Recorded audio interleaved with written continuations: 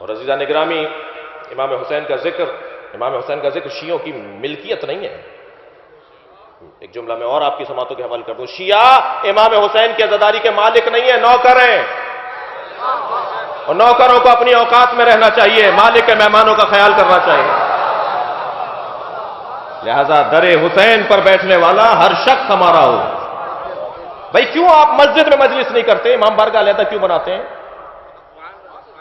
پوری دنیا میں مسجد علیحدہ، امام بارگاہ علیحدہ ہے، دونوں ساتھ ساتھ ضرور ہیں، تاکہ یہ بھی احساس رہے کہ ہمارا مسجد سے کوئی بیر نہیں ہے، لا تعلقی نہیں ہے، مینجمنٹ ایک ہی ہے، ٹرسٹ انجمن ایک ہی ہے، جو اسے بھی سنبھال رہی ہے اسے بھی سنبھال رہی ہے۔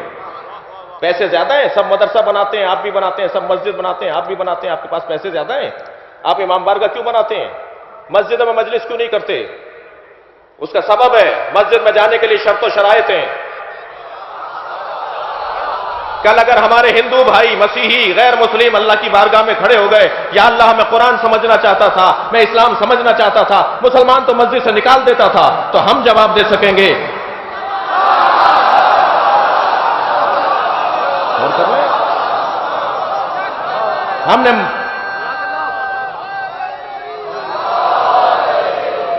ہم نے مسجد کے ساتھ امام بارگاہ بنایا ہے، در حسین پہ ملتے ہیں ہر مزاج کے لوگ۔ یہ دوستی کا وسیلہ ہے، دشمنی کا